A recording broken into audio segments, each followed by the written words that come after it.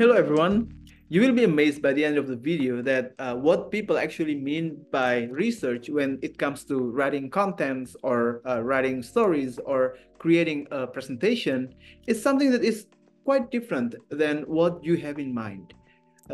Yeah, research is research. It is related to finding data, processing it, and delivering it to others, but it can be manageable actually. All right, let me go through this. Let me take you through this presentation and see what it means by researching in this video. Right. Today we will be talking about planning for tour interpretation or tour guiding. But for us, in our part, we will be talking about the tour interpretation in the form of travel stories. Okay. Now let me move my picture so you can see everything else clearly. Now, there are several things that we need to keep in mind during the planning of our research. What are they? First of all, we need to consider natural or local resources. These local resources can be natural or man-made. And the second thing that we need to also be aware of is the psyche of the visitors, what the visitors have in mind. That's important for us as we plan our tour interpretation. And the third thing that is also important that we might often forget is that we need to also consider the interests of other significant stakeholders, like the local community, the local government, or the village government if we visit a tourism village, or the company that is represented by us. If we are the tour guides, then we represent a company, right? We need to also keep in mind of their interests. Next.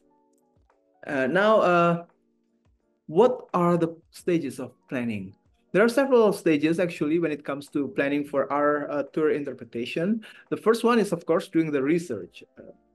This is the main thing that without which we cannot deliver any interpretation, right? The second one is setting the goals of our interpretation. That is also important. And next, we design the shape of our interpretation. That's very important because that's what the visitors eventually see. And next, product development.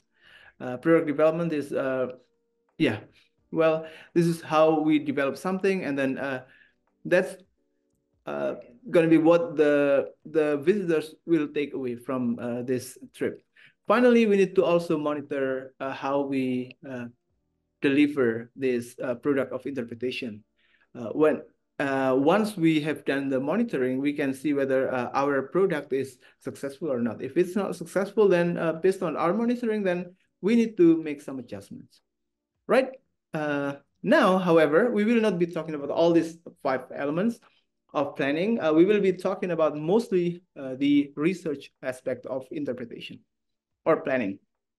We will be doing a research for our tour interpretation, but on our side, we will be focusing more on the travel stories. The delivery of the guide or tour interpretation will be given by Bu Melanie, of course. Next, we will be talking about the first thing, which is the identification of resources available at the destination. Now, when we talk about our destination, we need to know the categories of those destinations. Some destinations are natural, some destinations are historical, and so on. Now, those categories also determine what we need to identify or what we need to use in our gathering of data for the interpretation. Now, basic information is important no matter what kind of destination we have, okay? Basic interpretation can include the history, the geography, the access, nearby tourist destinations, supporting tourist destinations, the facilities, the services offered over there, and various other things that are very common. These are available, or you can find this in any tour or any destinations. Now, find about this information, the history, the geography, the access, the facilities, the services, and nearby tourist destinations. That's important for you to gather. Next, it is related to the category of our destination. If our destination is a natural destination, then it is important for us to also gather the natural resources related to this destination. And they include the climate, the flora, the fauna, the seasonal features. For example, if during certain seasons the land will be wet, or during certain features, during certain seasons the place will be full of pollens and can cause allergy and so on. And the topography or the geological aspect of the destination. Is it mountainous? Is it hilly? Is it sandy, and so on and so forth. So if you are talking about a natural destination, then these are important elements that you need to gather before you start your tour interpretation. Next, when our destination is a cultural destination, we need to find the cultural elements over there, the cultural resources over there. It can be about the history of the place, the archaeology, the cultural places, important places, or sacred places that are available over there, the cultural events that take place in that particular place, or the landscaping style, the architecture, or basically these are called the cultural landscape. What is the architecture like? What is the landscape like? Is it like the farmlands in hilly areas, and so on and so forth? Okay, and what are the cultural products? What are the dances? What are the paintings? And what's the language over there? And so on and so forth. So these are elements that you need to find as you prepare for your interpretation. And finally, if it is also very important for you to, no matter what kind of destination you have, to find the recreational resources. When people go on a trip, of course, they also want to find things that keep their mind, relaxed. Okay, they want to calm down. They want to wind down from their daily activities. So we still need to find recreational resources in the area, even though the place is a cultural destination, for example. You can still find recreational resources usually over there. Like where can we find the nice coffee shops over there? Or where can we find a place where people can sit down and enjoy the wind and other things? So this is the first thing in our data gathering, okay? Identifying the resources available at the destination. Next, uh, where do we find those resources? What are the sources? Now, there are several sources that we can use in our, in our project of creating this interpretation. The first one is, of course, we need to use the official documents, like the brochures, the websites of the destination, or maybe the boards. What do you call that? The information boards. If you go there before preparing for your interpretation, you will find those there, right? Those are the official documents. Next, you need to also find journalistic sources. Some journalists usually go to certain places and then write about things. Now, you will be able to use those sources. And besides, you are now writing something similar of this, right? Similar like this, like bloggers as well. Next, you need to find miscellaneous sources from the internet. What you have been doing so far are among those miscellaneous internet sources, blog posts, or travel stories, or TikTok videos, YouTube posts, and many other things that are available on the internet. Those are sources that you can use to gather your data related to the destination. And also very important is the social domain. Social domain here means information that are available among the people or the community in the area. If you go to tourism villages, usually they might have limited written materials. They might have limited written materials, but they have a lot of materials that are around that you can only access by talking to the people. So these are also important sources that you can use in preparing for your data in planning the interpretation. Okay, next. And what is the common data collection technique? It's actually pretty simple, everyone. Chowdhary offers this simple three-stage process in gathering data for the interpretation. The first one is capturing the information, whether it is by copying or whether it is by screen capturing or whether it is by downloading and so on and so forth. And then you record it. You record this various informations that you have captured into a more organized manner.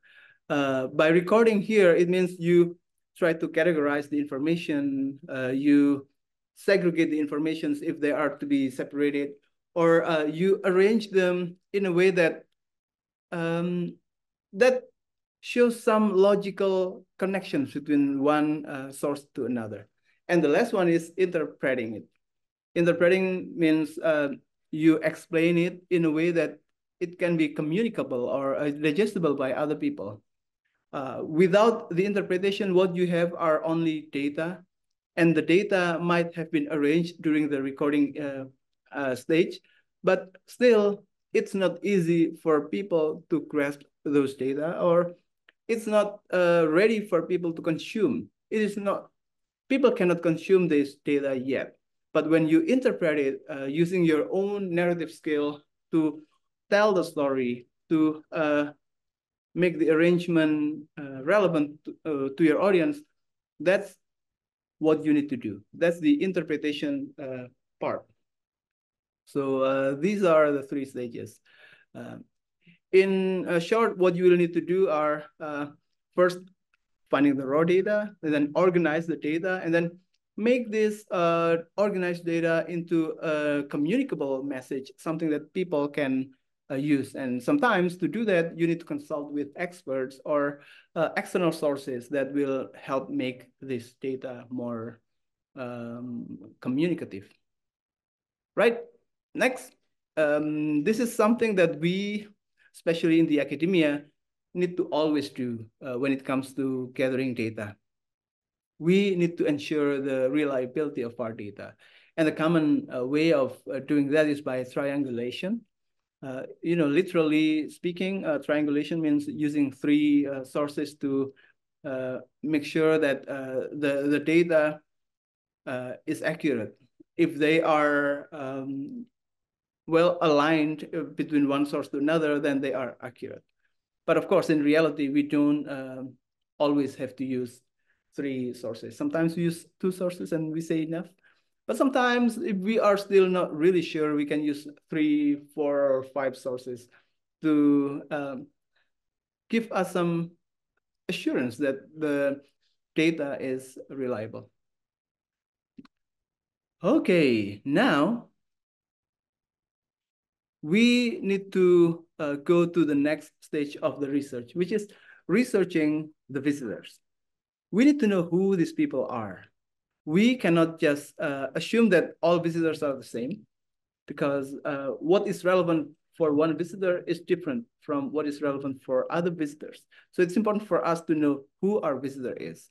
And then we also need to know why they come here, or what is their motivation. And when we talk about motivation, we usually use two terms, which are pull and push. Pull means what pulls them to this particular destination. If we talk about a cultural destination, then we need to know what pulls them here. Is it the rarity or the unusualness of the destination, or is it because of the food, or is it because of the nature, and so on and so forth. So we need to know what pulls them here. And after that, we also need to know what pushes them to go to this part, which means what happens to them at home that makes them want to go to this place for a visit. Next, we will also need to know which aspect is important for them. Is it the cultural aspect? Is it the natural aspect? Or is it other aspects there? So that's very important for us to also, it's very important for us to know, because we don't want to give them things that they don't really understand or things that are not really relevant to them. If things are not relevant to them, then why would they listen to us? And this is also related to our audience when we write about that destination. If we don't know what is relevant to our audience, then chances are we might write something that will not be read by others. Next,